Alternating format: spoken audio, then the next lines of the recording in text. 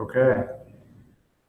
Is there another thing we need to do to record it, or just Nope, it just said it now went it's live, recorded? so I think it's just recording now. Okay. So we'll be able to access the video on YouTube there. All right. So I guess we just discuss what we saw in the videos, right? Like that's the idea. Yeah, I think so. We need about 5 minutes Okay. or so. Shouldn't be too difficult, I would think. Yeah. Um, I was curious. I had a little bit of a hard time with the audio. I didn't have headphones Oh. to listen to your lesson, but uh, you had two different groups in your video, right? Two different classes. Well, all the same students, but the video was over 2 days. Okay, so it's different. It was a couple different lessons. Yes, kind of. Yeah.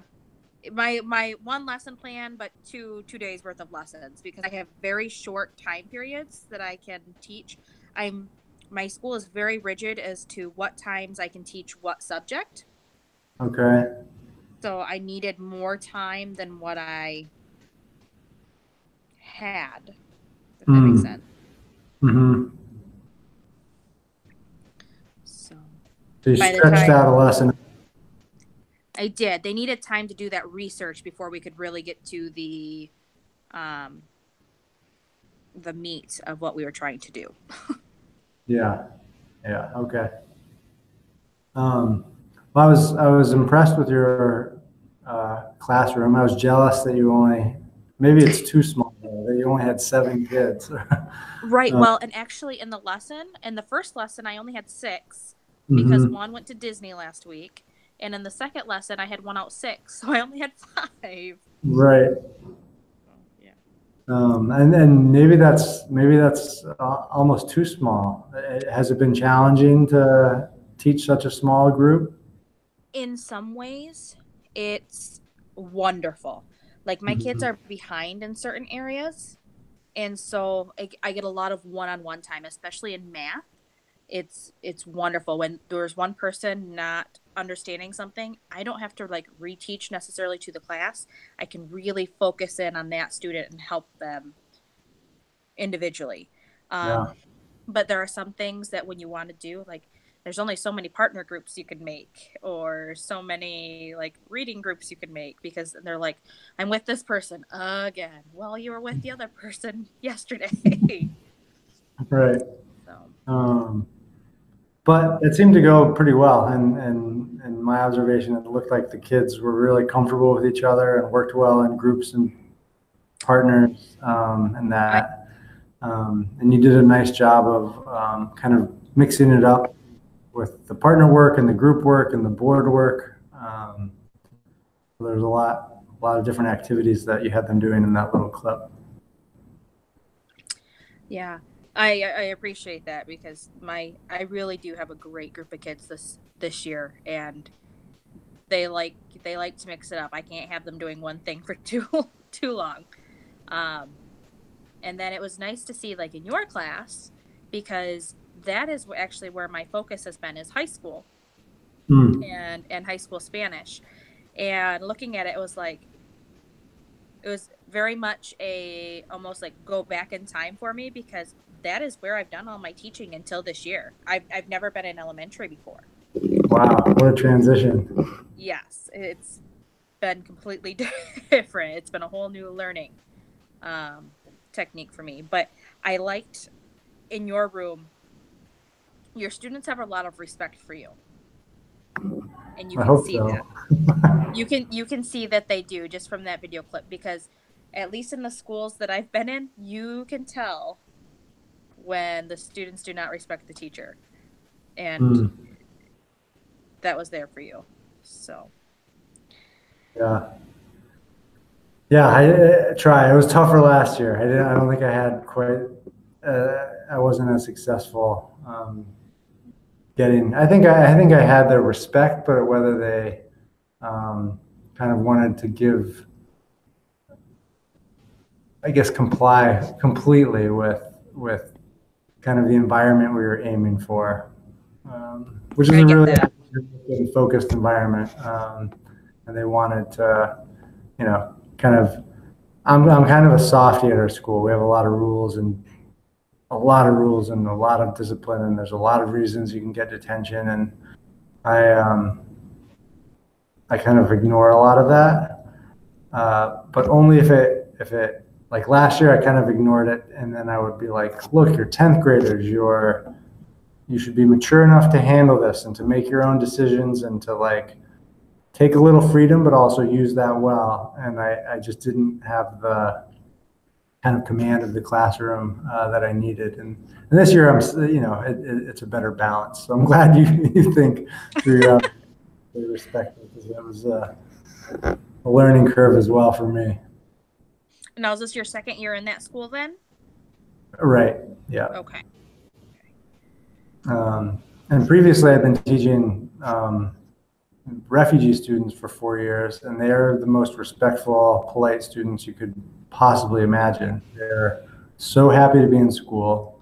There's no place that they'd rather be in the whole wide world, and they just absolutely love their teachers, and it's like dream teaching. The night and day difference. Yeah. So, I'm just trying to see here. I like your pods. I like your pods a lot. How it makes for very like group centered work. And I had actually started my desks like that this year, and then was like, I couldn't keep it like that way, but I wanted to have those group pods like what you had. So I ended up having to turn my desk just slightly because my students were struggling to see the board over one another. So so the two desks, my desks are back to back like this, and then the other two are turned. So that way, two are sideways towards the board and the other two are facing the board. Yep. That's a good way to do it. So. We just did that actually a couple weeks ago, and it's been fabulous. We used to have paired rows, so just rows of pairs, and you would kind of, anytime there was collaborative work, you'd work with your elbow partner, and it was fine. But the shift, we kind of did it to start our quarter three, kind of give the class a new feel, and it's been way better so far. Just having some of those, and then I have a couple rows. You can see kind of it's like this.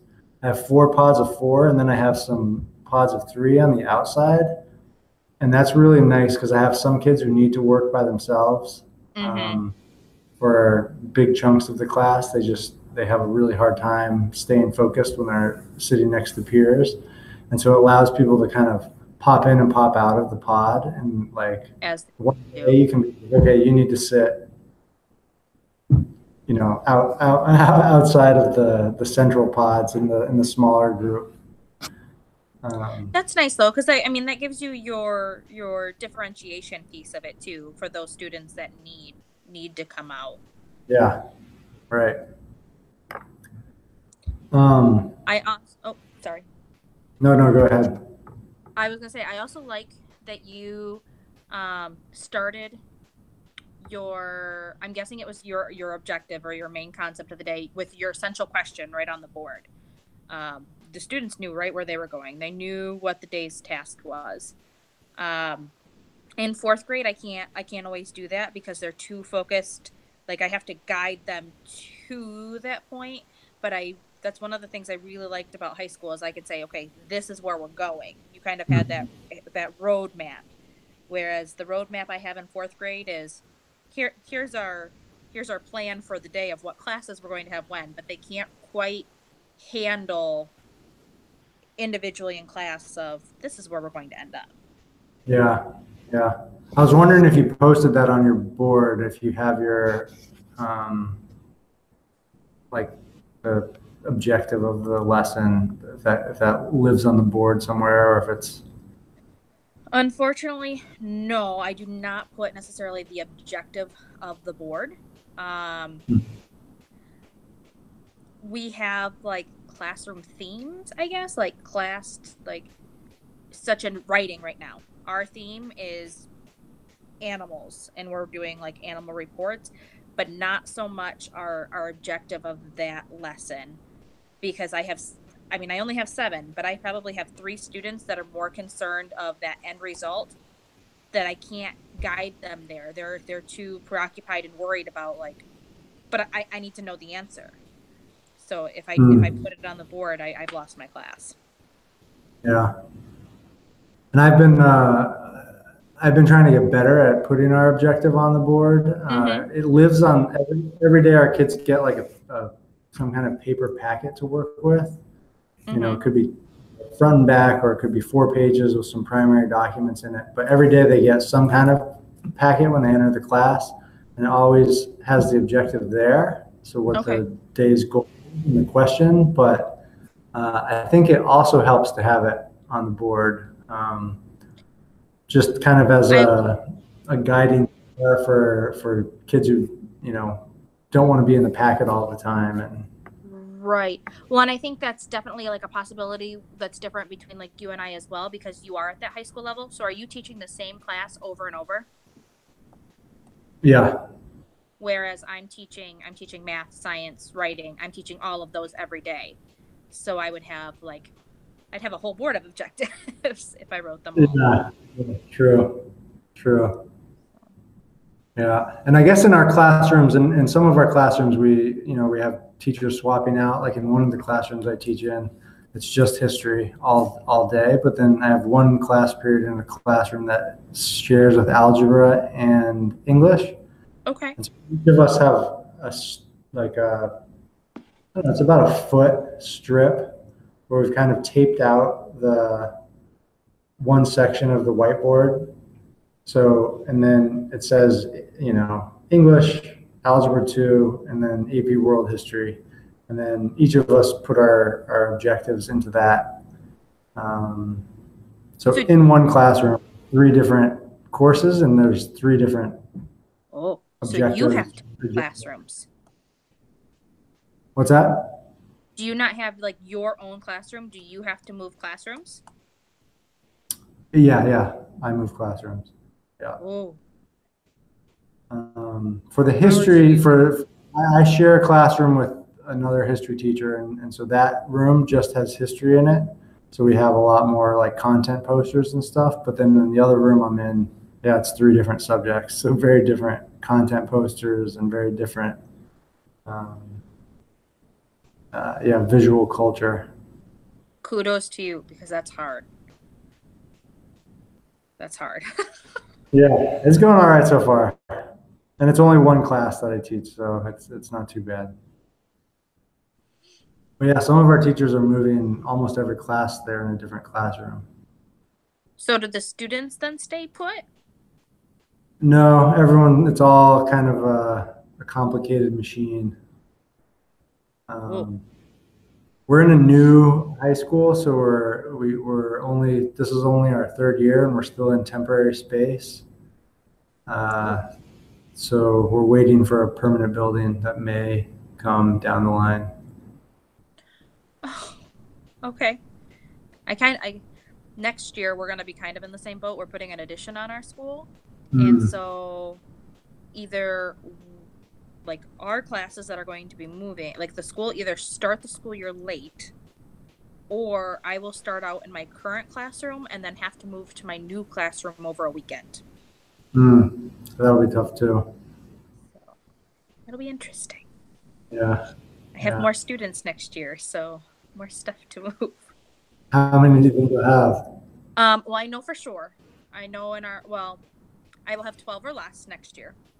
And then the following year, I will have 25. Okay, so you're getting bigger. Yes. See, my class is the pilot group for our immersion program. So it's the first group that's ever gone through us offering Spanish. And so now in kindergarten, we have like 30 kindergartners. So it's a growing program for sure. Okay. And so you're teaching those kids that's the class for your entire day, right? Yes. Yep. Okay. I teach in Spanish all day, minus 4 days a week. I have a 40-minute block of English social studies. Okay. The rest of the time we're in Spanish, and it's your typical fourth grade classroom where I'm just teaching them all of their subjects except for like art, music, gym. They go to other teachers for that. Wow. So, And your class is the entire fourth grade. I have an English counterpart. So Okay. like we're a private Christian school. And so there's a Spanish section of every grade and an English section of every grade. Okay. And it's up to the families to decide what they Yep. want, if they want the immersion or the English. You have to decide in kindergarten or first grade. Okay. And then you follow that program. And then the students become one class altogether in sixth grade. So seventh grade. They become one class. And then our school ends at eighth grade, and they have to go to whatever high school of their choice. And in seventh grade, then it won't be Spanish immersion anymore? No, it won't be Spanish immersion. They will have like 1 hour or 2 hours every day to keep their Spanish ability up. Mm-hmm. And so they'll just have like one class that is taught in Spanish, but the rest of the day they'll be with their English peers. Okay. And did your fourth graders, have they been in Spanish immersion since first grade? Since first, yes. Yeah. They started. Cool. Their first year.